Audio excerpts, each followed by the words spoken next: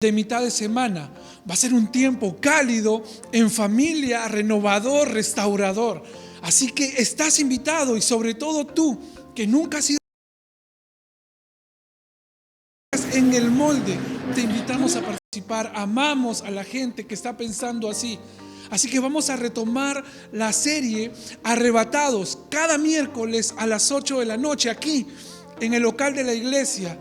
Vamos a aprender juntos de nuestro Señor Jesucristo, y vamos a aprender que cuando confiamos en Él tenemos el futuro resuelto. Así que estás invitado, trae un invitado contigo. Nos vemos.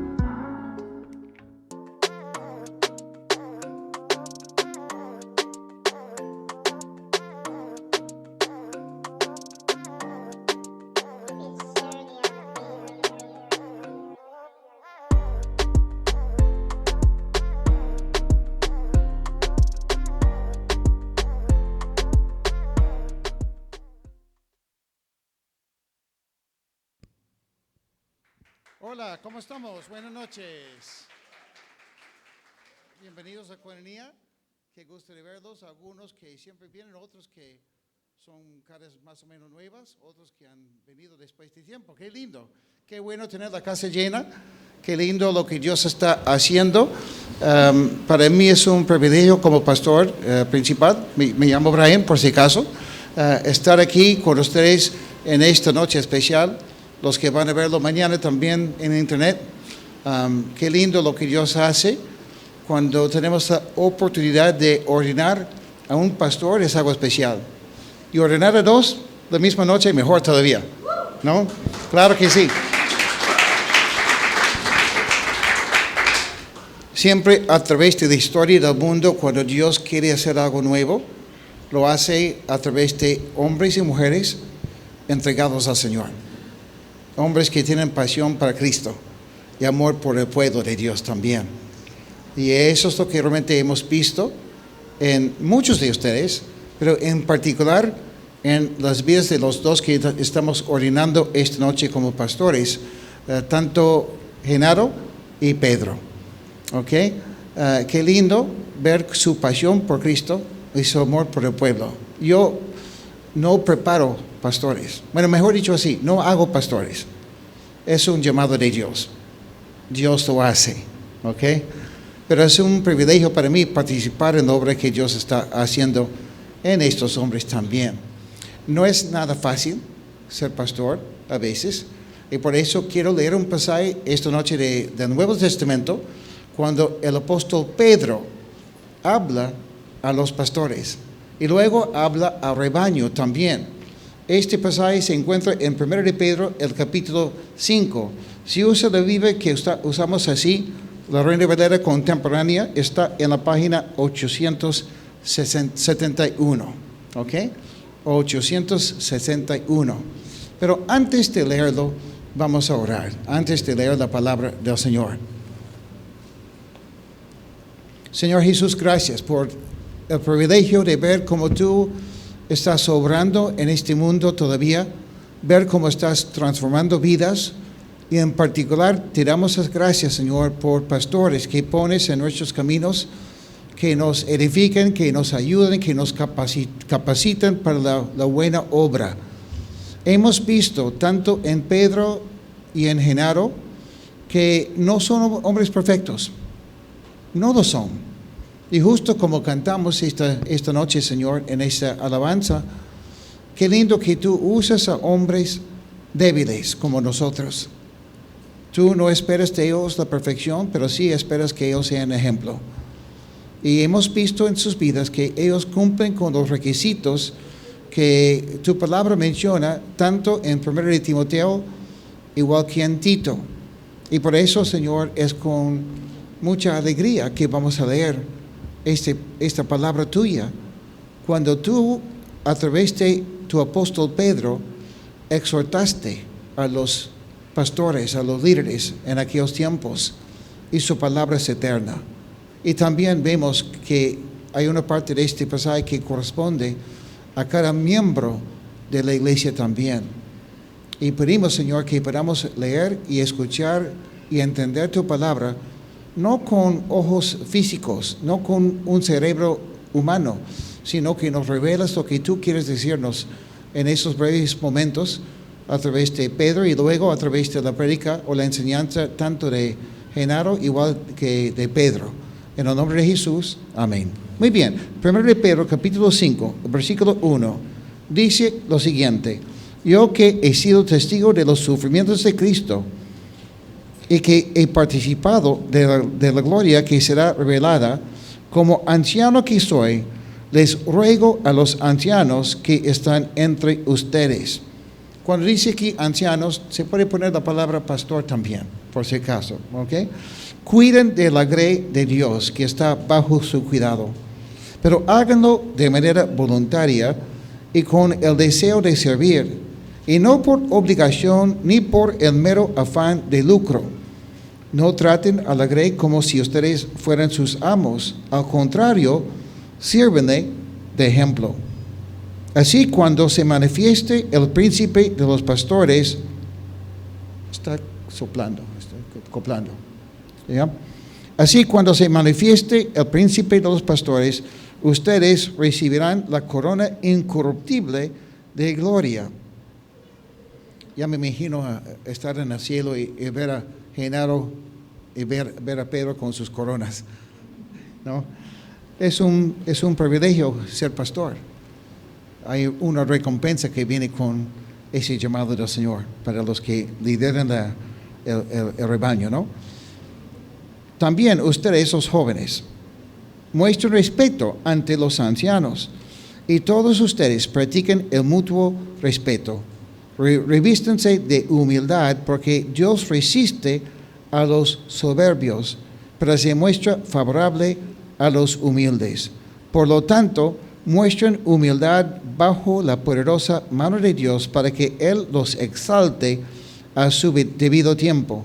Descarguen en Él todas sus angustias, porque Él tiene cuidado de ustedes. Sean prudentes y manténganse atentos, porque su enemigo es el diablo, y él anda como un león rugiente buscando a quien devorar.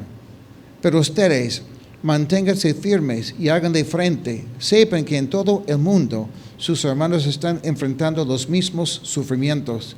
Pero el Dios de toda gracia, que en Cristo nos llamó a su gloria eterna, los perfeccionará, afirmará, fortalecerá y establecerá después de un breve sufrimiento.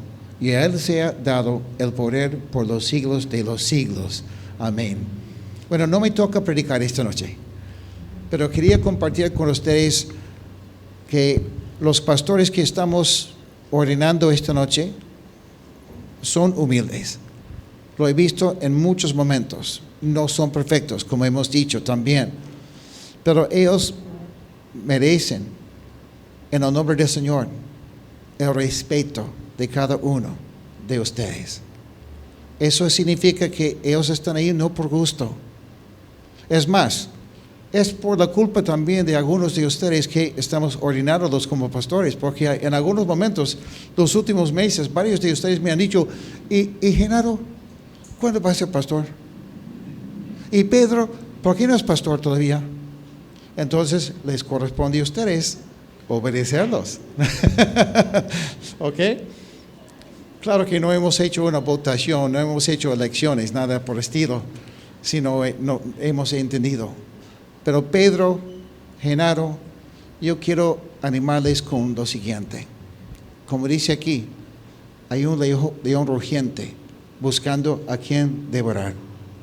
Ustedes tienen que cuidar el rebaño de Dios. tiene que tomar en serio lo que dice la palabra del Señor aquí. Mantengan su enfoque siempre en Cristo.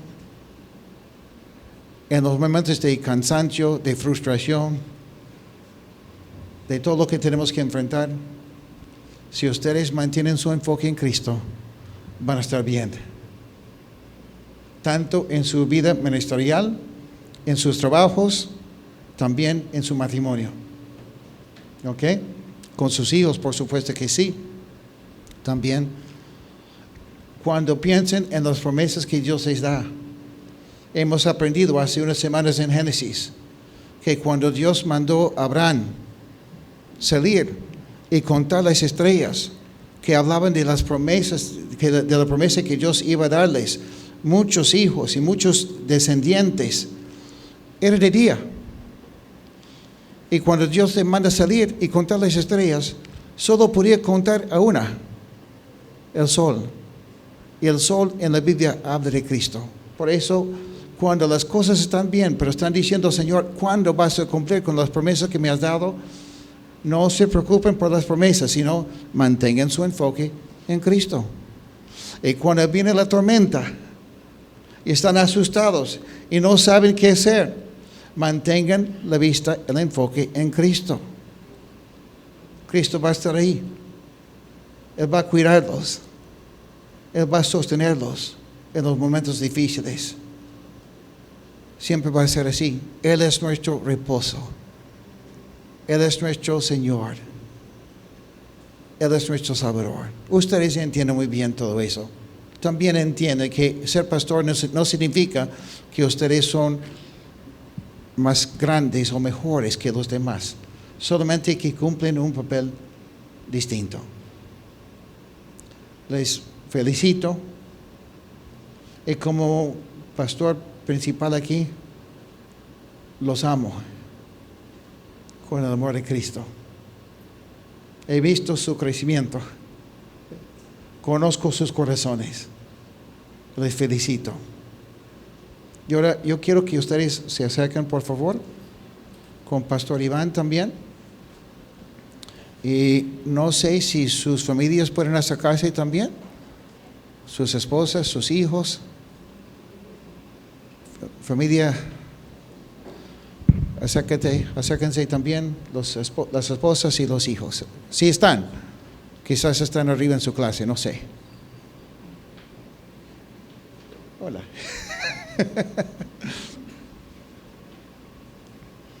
Aunque no estamos ordenando a las esposas de los pastores, porque entendemos bien claro que ser esposa de pastor no te hace pastora.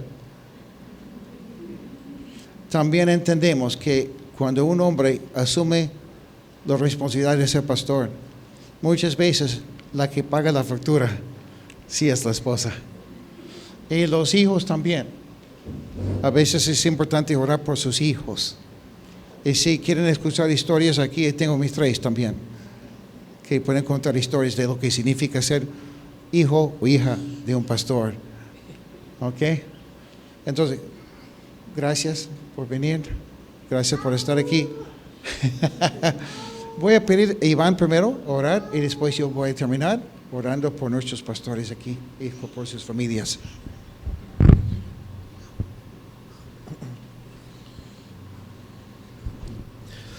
Señor, te damos gracias por este tiempo, por tener el privilegio de ver, mi Señor, de verte a ti en la vida de Genaro y de Pedro. Te pedimos, mi Señor, por ellos, te pedimos que sigas bendiciéndolos, mi Señor, y puedas seguir haciendo de ellos bendición en la iglesia, mi Señor, bendición en la vida de cada uno de nosotros, mi Señor. Gracias por su vida, gracias por su tiempo, gracias por esa pasión por servirte, mi Señor, por esas ansias de buscarte y de conocer más de ti, y no solo de crecer más, mi Señor, sino esas ganas de compartirlo, de ver por la vida de nosotros, sus hermanos, de compartir tu palabra, mi Señor, a personas que no te conocen. Gracias, Señor, por esa bendición de poder estar junto a ellos en este momento y poder ser parte de este tiempo, mi Señor. En tu nombre oramos. Amén. Señor, gracias por mis hermanos, nuestros hermanos en la fe. Y tú, Señor, has puesto en su vida y en su corazón ese deseo de servirte de esa manera. Pero sabemos que es mucho más que un deseo, sino es un llamado tuyo, ser pastor. En este momento, Señor, te pido por Pedro, toca su corazón de nuevo, llénalo siempre de tu Espíritu Santo. Pedimos para que él pueda tener mucha sabiduría, dominio propio, todo lo que necesita y lo que necesitará para ser buen esposo, buen padre y buen pastor en esta iglesia y donde tú vas a querer llevarlo en algún momento, si tú lo deseas, Señor. Gracias por su vida. Gracias por Helen también. Gracias por sus hijas. Pedimos, Señor, por esas vidas también, para que tú las ministras. Y gracias, Señor, porque tú tienes planes para esta familia. Ministralos, Señor.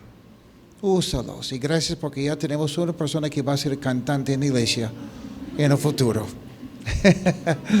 Señor, pido por esa familia. Bendícelos, Señor, en tu nombre. Ayúdanos, Señor, a siempre orar por ellos, siempre tener paciencia para con ellos también y ver qué es lo que ellos necesitan también.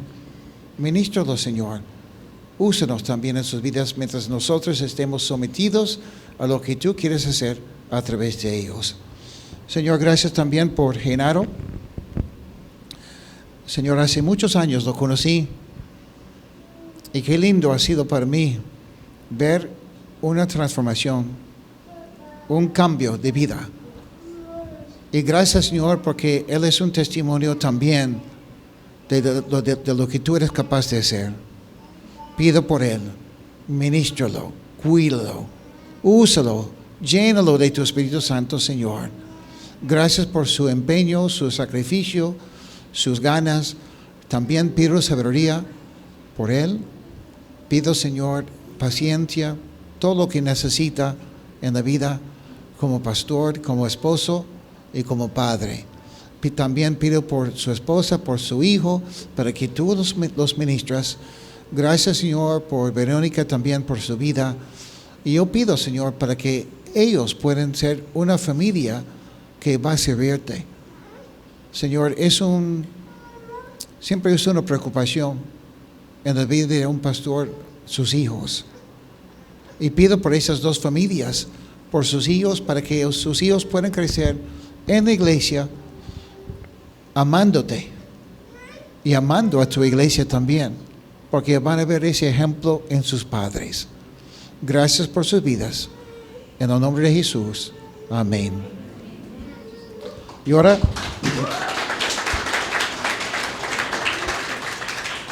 en el nombre del Señor, si lo puedo decir así, en el nombre de Comunidad como iglesia y como pastor principal aquí, te ordenamos como pastor.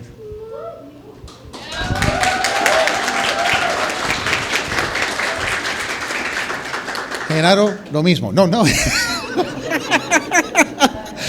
Broma. Genaro, también gracias al Señor por tu vida.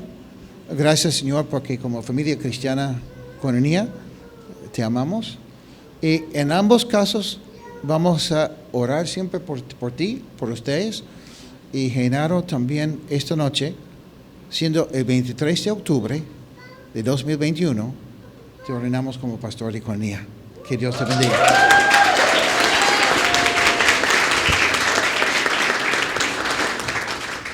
También gracias, familia.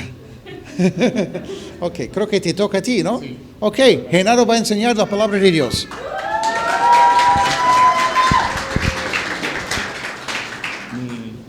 Mi laptop puedes pasarme. Ahí está. A ver, por favor.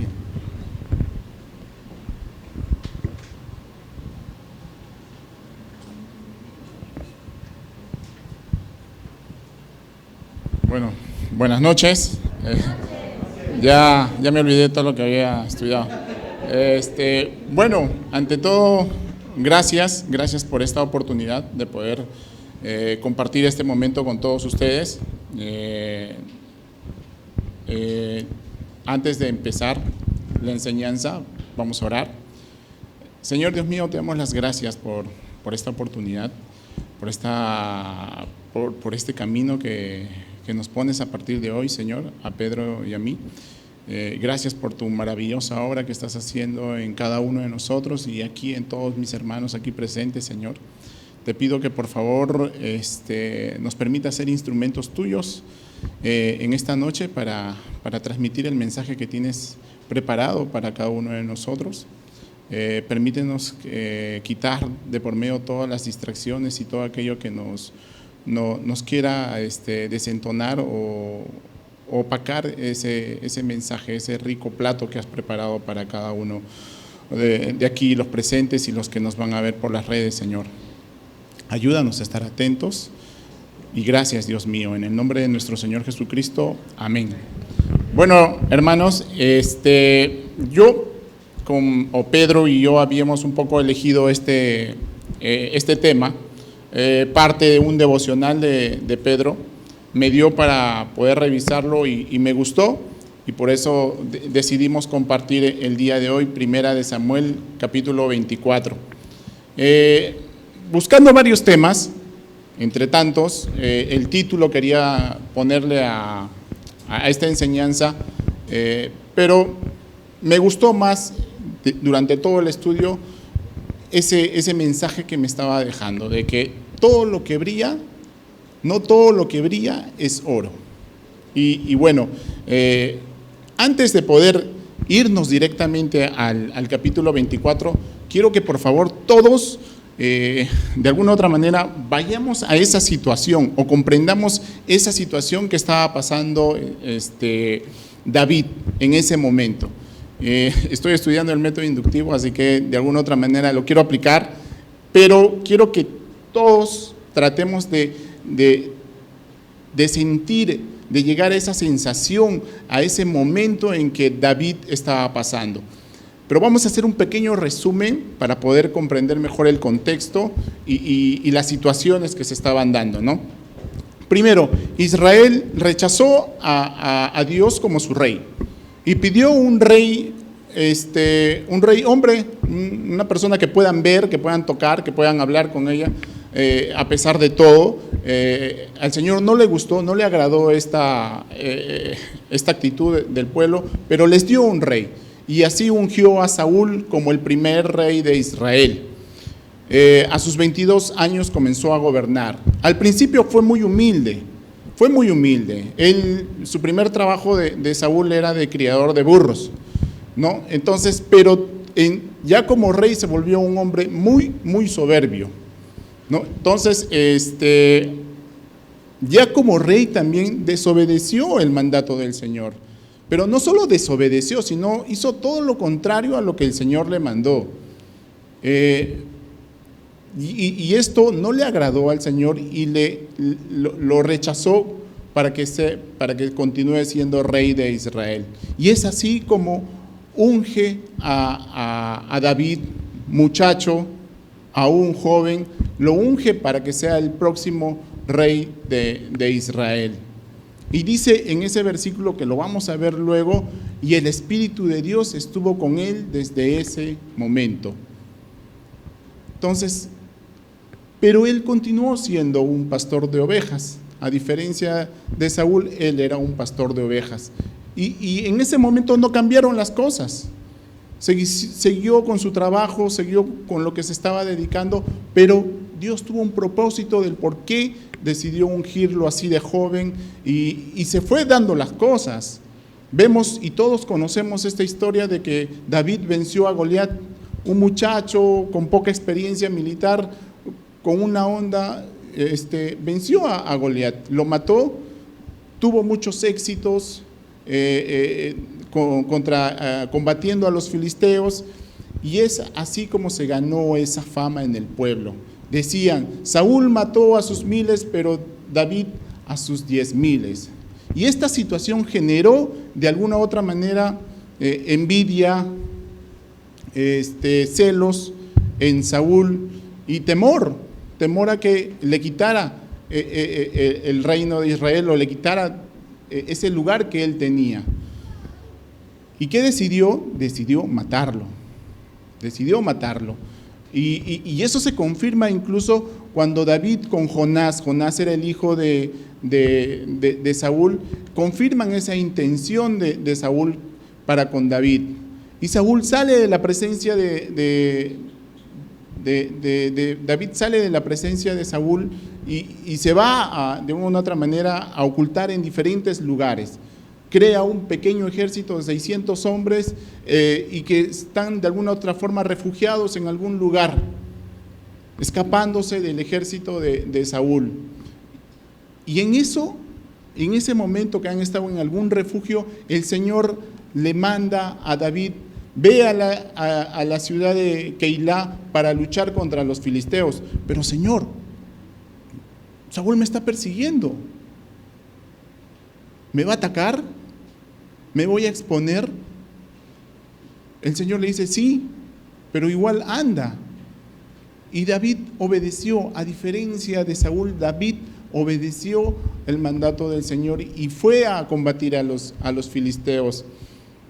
Pero ¿qué sucedió ante esta situación? Prácticamente se expuso al ejército y quedó acorralado por los soldados de Saúl, y ya prácticamente le estaban pisando el talón, ¿no?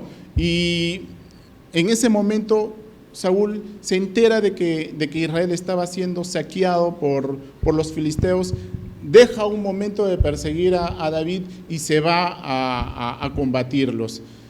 Y es en esta situación que entramos al capítulo 24. Pero queremos ver exactamente qué está sucediendo en ese momento, cómo está David, qué es lo que está atravesando. Ya lo estaban a punto de atrapar. Él sabía que si lo atrapaban, de alguna forma lo iban a matar, porque esa era la intención directa y verdadera de Saúl. Y vamos a ir a 1 Samuel 24, en el versículo del 1 al 3. Cuando Saúl volvió de luchar contra los filisteos, le dijeron que David se encontraba en el desierto de Engadi. Entonces tomó a 3,000 de sus mejores soldados y se fue tras David y sus hombres. Ya había vencido a los filisteos Saúl, ya había terminado de sacarlos de la frontera, sacarlos del país. Entonces digo: vamos, mis 3,000 mejores soldados, vamos a perseguir a David para atraparlo. Ya lo tenemos prácticamente acorralado. Y estaban dirigiéndose ahí. Dice, le dijeron, el pueblo de alguna otra manera estaba apoyando a Saúl. No debería extrañarnos. Nosotros vemos al rey persiguiendo a un grupo de hombres, pues fácilmente podemos decir: de repente han hecho algo malo. Entonces vamos, hay que informar al rey. El rey, con todo su poder, con todo su cargo, siendo el rey, pues tenía informantes por todos lados. Entonces no había muchos lugares donde esconderse. Y esta situación estaba generando un mal momento, un tiempo difícil en David. Entonces dice, subió a los peñascos de las cabras monteses, y cuando llegó a un redil de ovejas donde había una cueva, se metió allí para cubrirse los pies. Y David y sus hombres estaban escondidos en un rincón. A mí me encanta este pasaje, estos dos versículos, tres versículos, porque realmente me encanta. Por la Biblia hay momentos, hay pasajes en que tiende a ser demasiado específico. Y yo les digo que aquel que piensa que la Biblia es aburrida, se está perdiendo una oportunidad de conocer del Señor y de lo que Él ha permitido que podamos nosotros tener, esos testimonios, todo lo que el Señor ha ido obrando en las personas, el cual debería motivarnos y prepararnos para cada día, para el caminar de cada día, ¿no? Y vamos a leerlo nuevamente, ¿no? Dice: y cuando llegó a un redil de ovejas, donde había una cueva, se metió allí para cubrirse los pies. En otra versión dice, para hacer sus necesidades. No sabemos qué necesidades, tampoco vamos a entrar al detalle, pero estaba en un momento vulnerable, vamos a decir eso. Entonces, pero también vayamos al hecho de que David estaba escondido en la misma cueva. En la misma cueva estaba David escondido con sus 600 hombres. No era una cueva pequeña, era una cueva grande, de acuerdo a los estudios, así lo demuestran, pero igual era una cueva. El sonido fácil se podía de alguna otra manera filtrar, el ruido, entonces, pero también el Señor permitió de que Saúl no se diera cuenta que estuviesen ahí los soldados de David y sus hombres. El Señor hace cosas que nosotros no nos imaginamos. Pero pensemos también cómo se sentía David en ese momento, y es así que quiero que por favor volamos, imaginémonos cómo está en ese momento David. Quiero que sientan el temor, la ansiedad, la aflicción, la preocupación por lo que vaya a pasarle, y encima ve a Saúl entrar a esa cueva. ¿Qué sucede? David en Salmos nos comparte esas oraciones que pasaba con el Señor, porque no estaba perdiendo el tiempo. A pesar del momento muy complicado, muy difícil, David estaba pasando tiempo con el Señor. Y dice, por ejemplo, en Salmos 57, del 1 al 2, dice: ten misericordia, mi Dios, Dios mío, ten misericordia de mí. Yo he puesto en ti mi confianza, y bajo la sombra de tus alas me refugiaré hasta que haya pasado el peligro. Clamo a ti, Dios Altísimo, pues tú me favoreces. Señor, en Salmo 142, 5, 6 dice: Señor, yo clamo a ti porque tú eres mi única esperanza. Eres todo lo que tengo en esta vida. Atiende mi queja porque estoy desesperado. Líbrame de los que me persiguen. No era un momento agradable para David, era un momento difícil, sumamente complicado. Estaba a punto de ser capturado y y posiblemente a que lo maten a él y a sus hombres. ¿Qué es lo que estaba haciendo David? ¿Qué estaba pensando? Estaba pasando tiempo con el Señor. Estaba compartiendo con sus soldados, con sus hombres que estaban ahí. No estaba perdiendo el tiempo, pero a pesar de esa comunión que podía tener David, se presentó una situación particular. Y vemos en el versículo 4, entonces le dijeron a David, sus hombres le dijeron: este día el Señor cumple su promesa cuando te dijo: tu enemigo está en tus manos, haz con él lo que te parezca mejor. Wow, o sea, lo tenía ahí, como quien dice, en bandeja a Saúl. Enseguida David se levantó y sigilosamente cortó el borde del manto. Al decir se levantó,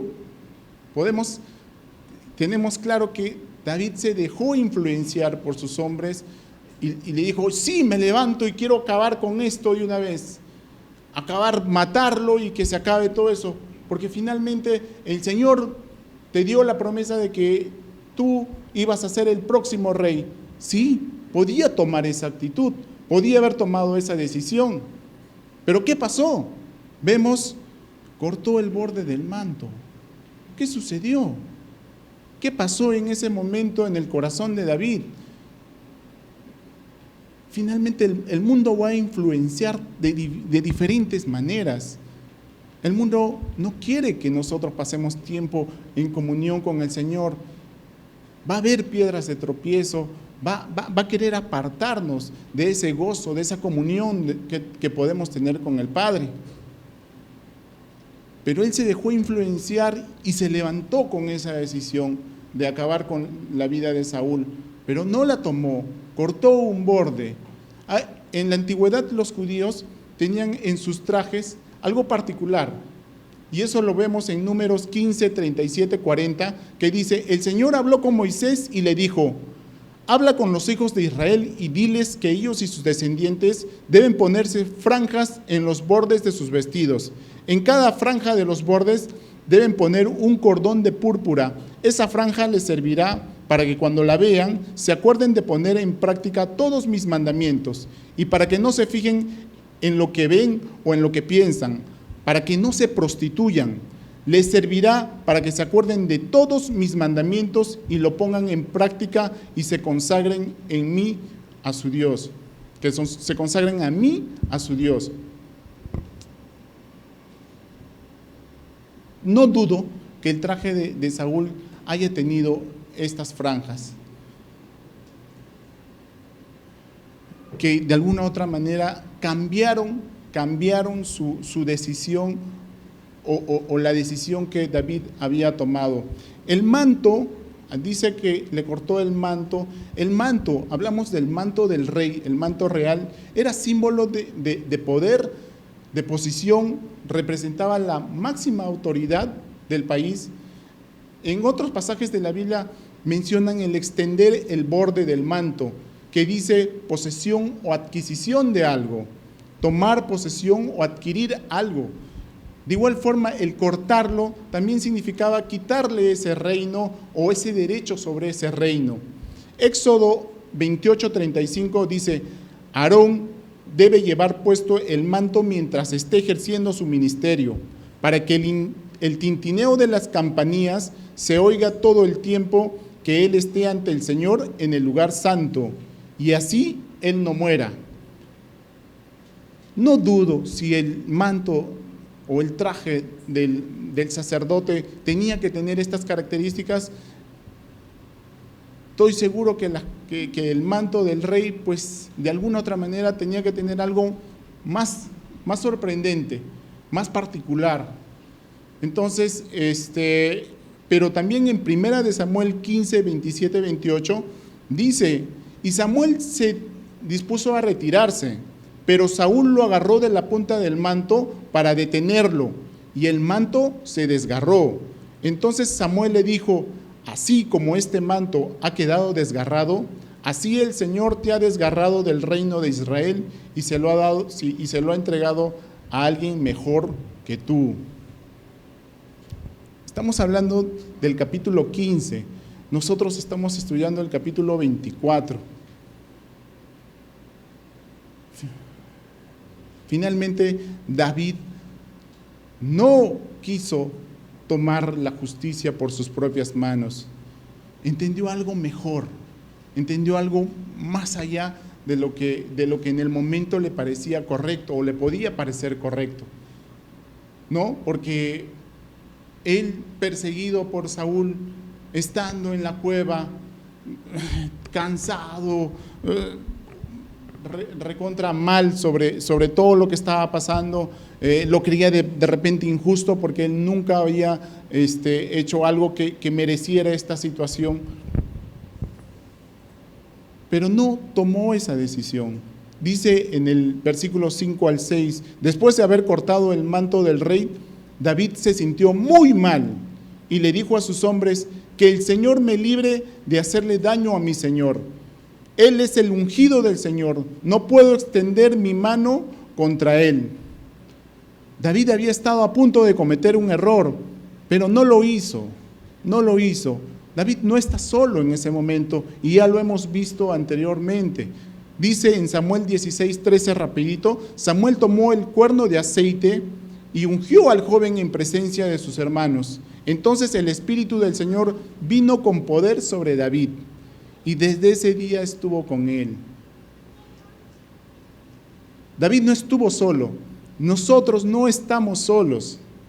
Nosotros hemos sido ungidos también con el Espíritu Santo. Somos llenos del Espíritu Santo y el Espíritu Santo nos acompaña y nos da sensibilidad del pecado. Nos permite conducirnos de acuerdo a lo que el Señor va obrando en nuestra vida. Dios ungió a Saúl y es Dios quien quien podía quitarle esa corona o ese derecho de rey. También podemos decir que David también fue ungido, muy muchacho, pero tenía que haber un tiempo y había un propósito para ese tiempo que él tenía que pasar, formarse, moldearse, instruirse, prepararse. Había un propósito para ese tiempo y el tiempo iba a llegar. El tiempo iba a llegar porque por algo el Señor lo ungió para que sea el próximo rey. Y de alguna otra manera David tenía que descansar en eso, en esa promesa. Las circunstancias de la vida no son la voluntad de Dios. Nosotros estamos pasando crisis, momentos difíciles, podemos pensar fácilmente, se movió eso, seguro es por la voluntad del Señor, entonces voy a caminar por ahí. Y vamos dando como ping-pong suerte en nuestra vida, vamos caminando de acuerdo a cómo se mueven las cosas. Y no es así. Pero el momento en que nosotros tenemos que tener tiempo con el Señor para saber verdaderamente cuál es el camino que tenemos que seguir en nuestra vida. Qué bacán lo que podemos ver de David en este capítulo.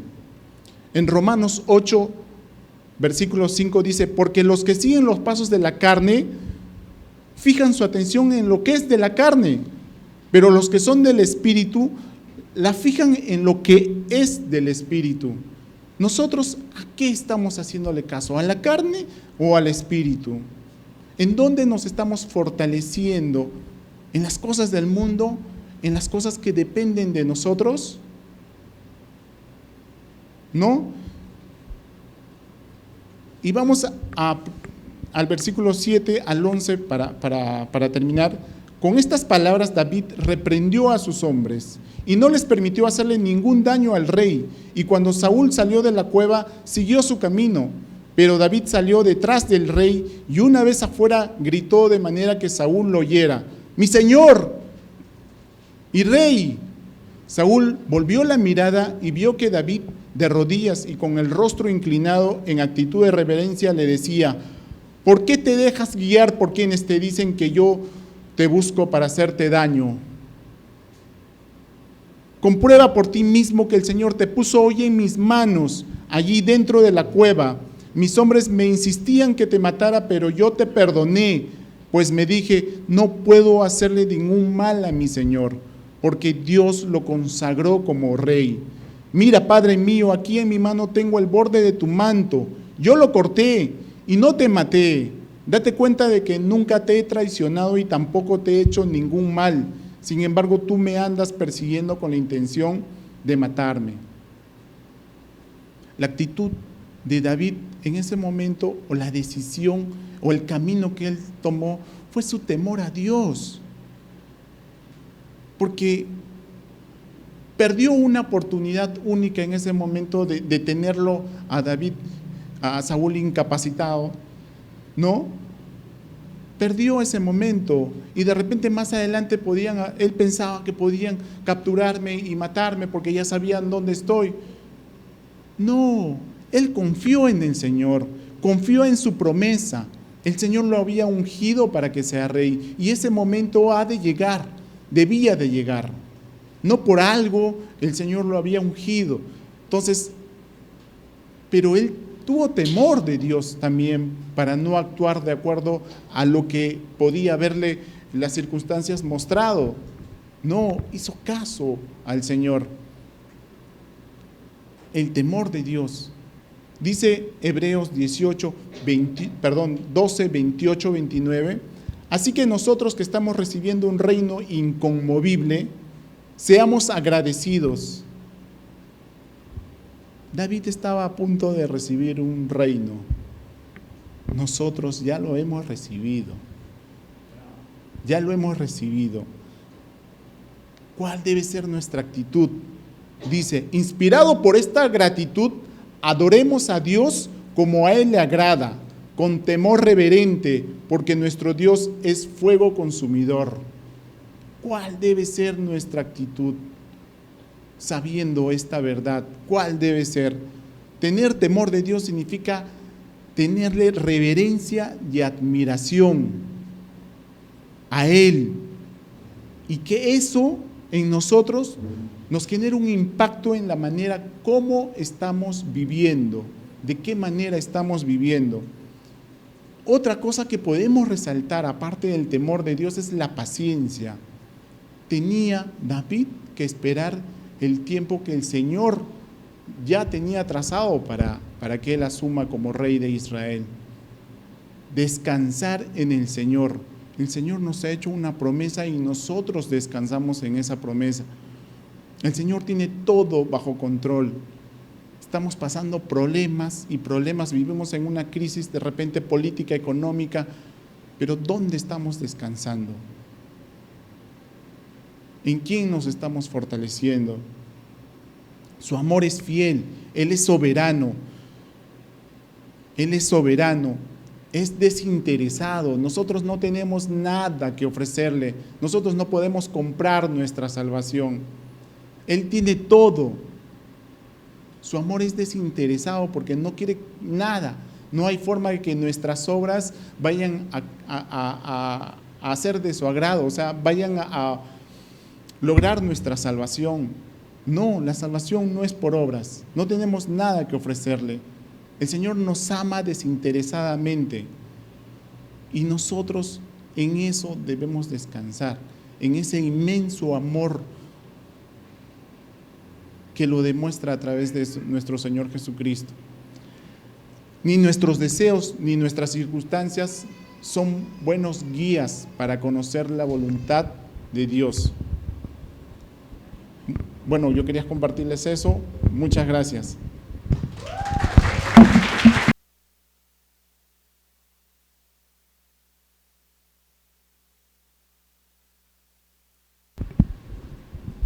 Hola, ¿cómo están? Buenas noches. Para los que no me conocen, mi nombre es Pedro. Y vamos a continuar con el capítulo 24, pero antes quería comentarles algo. Creo que todos lo saben o la mayoría lo sabe.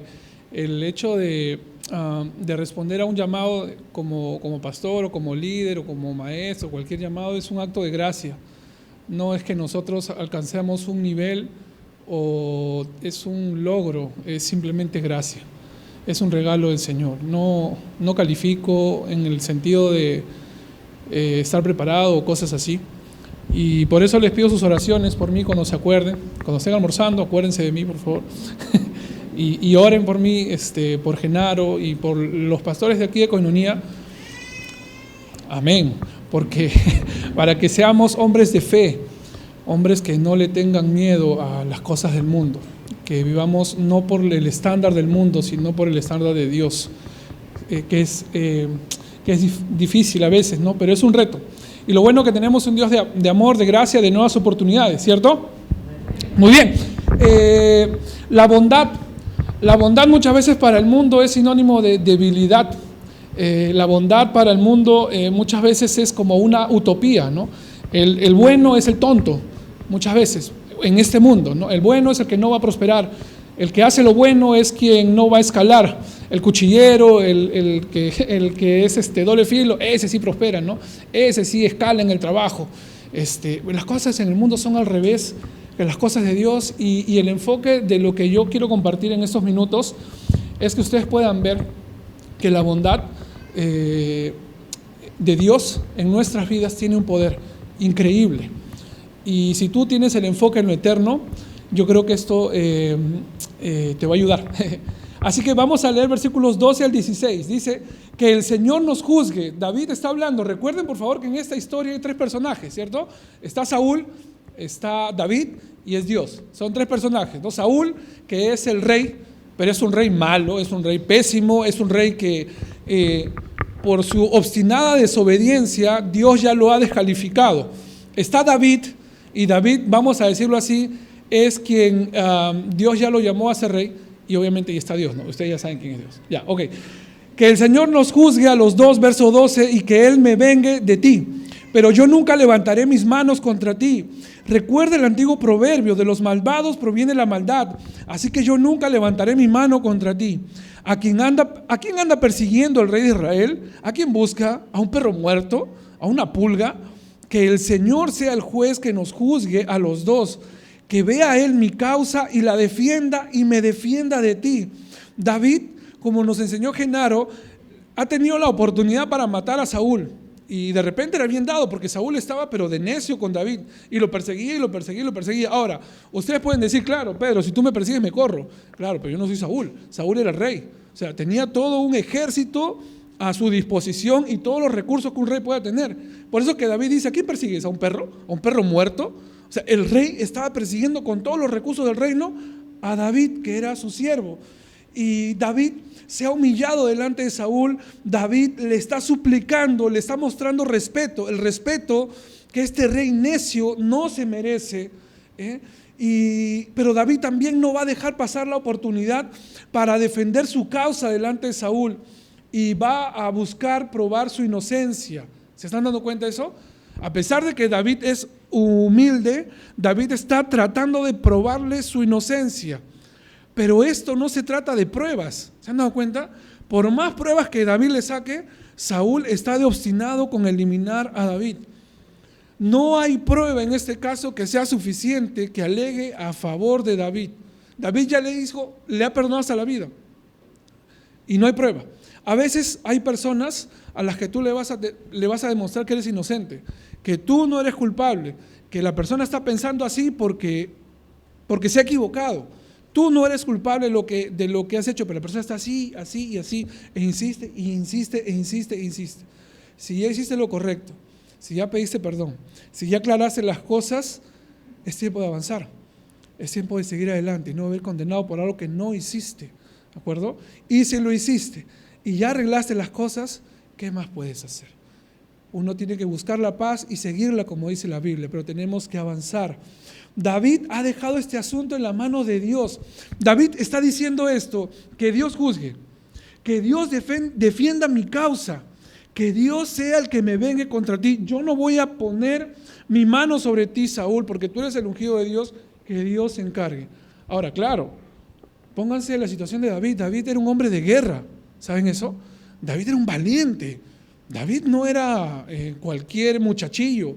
David en este punto era un hombre valiente, de guerra, que manejaba espada, que mataba a 50,000, a 5,000, a 60,000.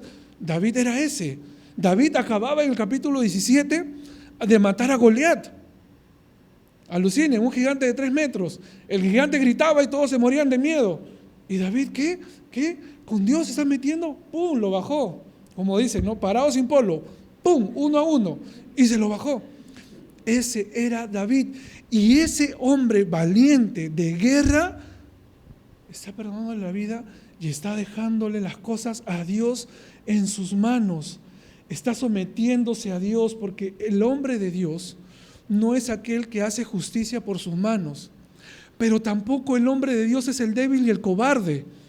El hombre de Dios es aquel que tiene los recursos de repente para hacer justicia por sus manos, pero se somete a la voluntad de Dios, confía en el Señor y deja que Dios juzgue su causa. Eso es un hombre o una mujer de Dios. Y no confundan, ser un hombre o una mujer de Dios no es sinónimo de debilidad, es sinónimo de sometimiento. Sí, ¿sabes qué? Mira, me estás haciendo tanto daño y yo soy tan grande y peso como 100 kilos que en Guam te bajo, cuñado. Así, en Guam, un sopapo y te siento. Pero me someto al Señor, me someto a Dios. Y por eso no tomo la justicia por mi mano. Hay alguien que te está haciendo daño, hay alguien que se la está agarrando contigo injustamente. Creo que esto es para ti. Versículo 16. Cuando David terminó de hablar, Saúl dijo: ¿acaso no eres tú quien habla? Miren lo que Saúl va a decir, por favor. Saúl está hablando, o sea, ya David se defendió, ahora Saúl va a dar su respuesta. Dice: ¿acaso no eres tú quien habla, David, hijo mío? Y en ese momento el rey, el orgulloso, el jactancioso, el altanero, el que tenía todo el poder, lloró. Y enseguida dijo: tú has actuado con más justicia que yo, porque me has tratado con bondad. Más o menos así. Mientras que yo te he tratado mal. Hoy me has demostrado que eres un hombre bueno, porque el Señor me puso en tus manos y no me mataste. ¿Quién pudiendo matar a su enemigo lo deja ir sano y salvo? Que el Señor te bendiga por lo que hoy hiciste conmigo. Yo entiendo que tú vas a ser el rey de Israel y que bajo tu mando el reino de Israel será firme y estable. Júrame entonces delante del Señor que no eliminarás a mis descendientes, ni borrarás el nombre de mi familia. Y David se lo juró a Saúl. Entonces Saúl regresó a su casa y David y sus hombres se fueron a la fortaleza. O sea, cada uno calabaza. Con todo el poder que tenía Saúl, con todo su orgullo, con toda su arrogancia, con toda su altanería, matonería, con todo su poder como rey, como number one, ahora está llorando. Saúl, quien siempre había tratado con menosprecio, con desdén, con David, ahora lo está bendiciendo. Saúl, que nunca había reconocido a David como el nuevo rey, ahora lo está reconociendo como el nuevo rey. ¿Y todo por qué? Porque David ha actuado con bondad y con misericordia hacia Saúl. Y a veces no es el ojo por ojo. A veces no es diente por diente lo que quiebra a la gente dura y mala. A veces es mostrarle bondad y misericordia.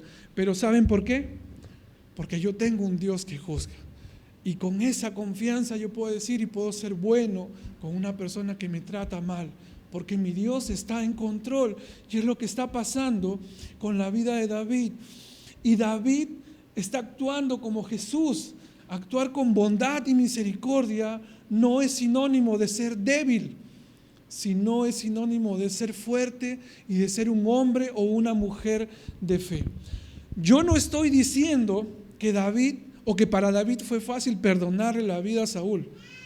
Si ustedes recuerdan lo que enseñó Genaro, David está luchando contra sus emociones. Dice que David, en el momento que Saúl estaba así y la gente lo estaba presionando, David luchó contra sus emociones. No ha sido fácil. No ha sido fácil para él entre tomar justicia por sus manos o actuar según lo que Dios dice. Pero David se sometió a Dios y fue bueno con quien lo trató mal. Y con esto, ¿saben qué? David estaba actuando como nuestro Señor Jesús. Eso me encanta. Por eso es que la Biblia dice que David era un hombre conforme al corazón de Dios, no porque era perfecto, sino por cosas como estas, porque era bueno y misericordioso con sus enemigos. En Mateo capítulo 38, yo lo voy a leer, no lo tienen que buscar. Mateo capítulo 38, Mateo no tiene 38 capítulos. Mateo capítulo 5, versículo 38, dice así: Ustedes han oído que fue dicho, amarás a tu prójimo y odiarás a tu enemigo, ¿no? Eso es lo que dice el mundo, ¿no? Pero yo les digo, dice Jesús, amen a sus enemigos, bendigan a los que los maldicen, hagan bien a los que los odian y oren por los que los persiguen, para que ustedes sean hijos de su Padre que está en los cielos, que hace salir su sol sobre malos y buenos, y que hace llover sobre justos e injustos. Porque si ustedes solamente aman a quienes los aman, ¿qué recompensa tendrán? ¿Acaso no hacen lo mismo los cobradores de impuestos? Y si ustedes saludan solamente a sus hermanos, ¿qué hacen de más? ¿Acaso no hacen lo mismo los paganos? Por lo tanto, sean ustedes perfectos, como su Padre que está en los cielos es perfecto. En ese tiempo, en los tiempos de Jesús, ser un cobrador de impuestos era lo peor. ¿Saben cómo era un cobrador de impuestos? Es como que si ahora fuese un policía recontra corrupto, algo así, súper corrupto, súper coimero, algo así. Un cobrador de impuestos era lo peor, era codicioso, materialista, traicionero, usurero, frío, delincuente, actuaba sin piedad, eran capaces de meter a la cárcel hasta sus propios paisanos cuando no tenían para pagarle la coima. Eso era un cobrador de impuestos. Pregunta, ¿solo amamos a aquellos que nos aman? ¿Solo somos buenos con aquellos que son buenos con nosotros? ¿Solo saludamos a aquellos que nos caen bien? Si ese es nuestro estándar, entonces nuestra bondad, nuestra misericordia y nuestro amor está al nivel de un cobrador de impuestos. Eso es lo que está diciendo Jesús. La diferencia está cuando nosotros hacemos lo correcto cuando la gente no lo hace con nosotros. Cuando la gente nos ofende, cuando hablan mal, cuando son cuchilleros, cuando nos tratan sin misericordia, cuando están chismeando y rajando de nosotros, pero nosotros podemos ser buenos con ellos y podemos ser bendición para sus vidas y podemos traer luz para sus vidas y podemos ser misericordiosos y actuar con bondad. Es ahí cuando reflejamos ¿qué cosa? Que hay algo diferente en nuestro corazón. Es ahí, no en las cosas bonitas. En las cosas bonitas prácticamente somos iguales, todos estamos felices cuando la vida nos va bien, pero cuando la gente es mala con nosotros, ahí es donde tú puedes ser luz en medio de la oscuridad. Y es lo que Saúl está viendo en David. Saúl sabía que en David había algo diferente. Saúl está diciendo, ¿quién pudiendo matar a su enemigo lo deja ir sano y salvo? ¿Se dan cuenta? Saúl estaba viendo que había algo distinto en David. Para el hombre sin Dios, este tipo de amor es imposible. Para el hombre que no tiene a Dios en su corazón, en su vida, amar y ser bueno a este nivel es imposible. Perdonar a este nivel es imposible. Y para David también lo era. Para David también lo era. Una pregunta. Yo les acabo de leer un pasaje en Mateo. ¿Cuántos de nosotros, que levante la mano por favor, cuántos de nosotros cumple a la perfección con ese pasaje de Mateo? Yo tampoco. Así que esto es para mí. Esto es para mí, esto es para Pedro. Porque a mí cuánto me cuesta ser bueno cuando la gente es mala conmigo. Uy, acá hay varios que me conocen, ¿cierto? Cuando le hacen algo a Pedro, comienzo a respirar fuerte, ¿cierto? Bueno, mi esposa no está, así que ella puede dar fe de eso. Pero no está. Por algo será. Pero para el hombre sin Dios eso es imposible. Pero ¿saben qué? ¿Dónde está el truco? ¿O cuál es el punto? Que David tenía una relación personal con Dios. Ahí estaba el punto. David conocía a Dios. David tenía una relación personal con Dios. Ahí está la clave. Lo que para el hombre es imposible, para Dios es posible. David tenía una relación personal con Dios y lo que hizo David simplemente ser el reflejo del Dios al que servía. Esto no es un asunto de David, esto no es un asunto de hombres, es un asunto de la obra de Dios en el corazón de nosotros, de David y de nosotros. Somos el reflejo del Dios que seguimos y servimos. Reflejamos al Dios que le hemos entregado nuestra vida. Así que la lección de hoy no se trata en que tú trates de ser un mejor esposo, que está bien, pero no es el punto de hoy día. El punto de hoy día no es ser un mejor vecino, que es bueno, pero no es el punto. El punto de hoy día es que no salgas acá diciendo voy a ser una mejor persona, un mejor ciudadano, un mejor, no es el punto. Ese no es el punto, porque va a llegar un momento en que no vas a poder ser bueno. Y si no tienes a Dios en tu corazón, peor todavía, porque esto para el hombre sin Dios es imposible. ¿Cuál es el punto, Pedro? Que Dios también quiere ser tu amigo. Así como Dios quiso ser amigo de David, Dios quiere ser amigo tuyo. ¿Sabías eso? Dios quiere tomar tu vida y darte la vida que tú no te imaginas. Yo le entregué mi vida al Señor hace como 20 años. Y los que me conocen saben que no he tenido una vida perfecta. Lejos. Y si estoy aquí es por gracia y misericordia del Señor. Así que si tú crees que eres un hombre descalificado para conocer a Dios, acá hay otro. Porque no es una cuestión de hombres, es una cuestión de la gracia y de la misericordia del Señor. Así que hay buenas noticias. Dios quiere ser tu amigo, pero hay un problema, que tu relación con Dios está rota a causa del pecado. En el libro de Isaías dice: son los pecados de ustedes los que han creado una división entre ustedes y su Dios. Y esta división entre Dios y tú es imposible de saltar. No puedes poner una escalera, no puedes hacer nada.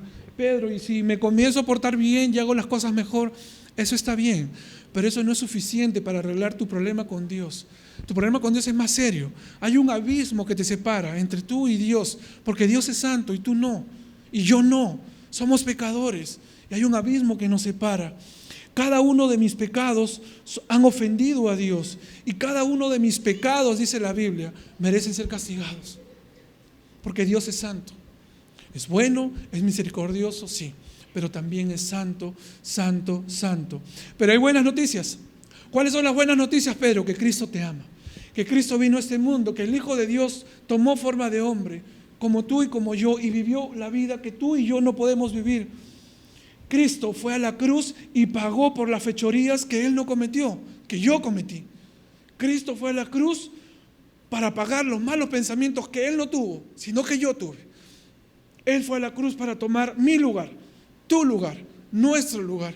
Cristo en esa cruz, siendo inocente, tomó nuestro lugar, y el castigo de Dios por el pecado tuyo, mío y de toda la humanidad se depositó en esa cruz. El Hijo de Dios cayó muerto y fue sepultado, pero algo sucedió al tercer día. Al tercer día la piedra se movió y el Hijo de Dios resucitó. Amén. Y Cristo vive. Cristo se presentó resucitado a los discípulos y les cambió la vida. Y esos discípulos dieron su vida por causa de la palabra de Dios y el Evangelio. Y Cristo resucitó demostrando que era más que un maestro o un iluminado, más que un buen hombre, un avanzado para su época. No, el que murió en una cruz no era cualquier maestro, cualquier iluminado, cualquier avanzado. El que murió en la cruz era el Dios encarnado, el Hijo de Dios hecho hombre, que se sacrificó por cada uno de nosotros y que resucitó al tercer día. Así que hoy puedes tener amistad con Dios. Hoy puedes tú ser amigo de Dios. Dios quiere hoy día perdonar tus pecados y que tú puedas vivir la vida que vivía David, libre, con libertad para perdonar porque Dios te perdonó, con libertad para amar porque ya soltaste, porque ya no odias, porque ya no guardas rencor, porque ahora Dios va a habitar en tu corazón. Hoy día Dios quiere darte la oportunidad de que tú puedas empezar una nueva vida. No es una religión, es una relación como la tenía David, que pueda ser testigo de que Él vive en el lugar donde Dios te ha puesto. Pedro, ¿y cómo hago? La Biblia dice que si confiesas con tu boca que Jesús es el Señor y crees en tu corazón que Él ha resucitado de los muertos, entonces serás salvo. Así que hoy puedes tú entregarle tu vida. Tú puedes recibir el perdón de pecados y empezar una nueva vida, ya no solo con Dios. Y olvídate de esa mentira diabólica que, uy, pucha, no, voy a dejar las chelas y los tonos y, uy, no estoy listo. No es lo que tienes que dejar, es lo que vas a ganar. No hay punto de comparación. Una vida con Dios, una vida sin Dios. No hay punto de comparación. Y Dios te está dando hoy la oportunidad. Así que si lo quieres hacer, yo te invito que puedas orar conmigo. Y yo le pido a la iglesia, por favor, que ore también conmigo. Así que vamos a hacer una oración y ya con esto vamos a terminar el estudio de hoy día. Vamos a orar y vamos a pedirle al Señor que nos perdone y que nos ayude a tener una nueva vida en Él. Vamos a cerrar nuestros ojos. Cerramos nuestros ojos, no porque sea algo místico, sino para no distraernos, nada más. Señor, hoy estoy delante de ti, conociéndote muy poco, sabiendo muy poco de ti, pero sé que soy pecador, sé que he hecho cosas malas, Señor. Eso nadie me lo tiene que demostrar, Señor, y soy consciente de que tú lo sabes, y en tu bondad y en tu misericordia, Señor, te pido perdón, te pido que me puedas perdonar por cada uno de los pecados que hice, Señor. Quiero empezar una nueva vida contigo, Jesús. Quiero entregarte mi vida, Señor, ya no vivirla para mí, empezar a vivirla para ti. No entiendo mucho, pero sé que te necesito. Y te pido, Señor, que seas mi Salvador, mi Señor, el dueño de mi vida. Te entrego mi vida. No tengo nada más que darte, Señor. No tengo fuerzas, ni siquiera sé cómo vivir la vida cristiana, Señor. Pero sé que tú lo vas a hacer por mí. Así lo has hecho con cada hombre que confió en ti, Señor. Y lo vas a hacer conmigo, porque no se trata de nosotros, no se trata de que nosotros cambiemos, sino de tu obra en nosotros, Señor. Gracias. Creo que resucitaste y estás vivo. Ven a vivir en mi corazón. En tu nombre, Jesús. Amén.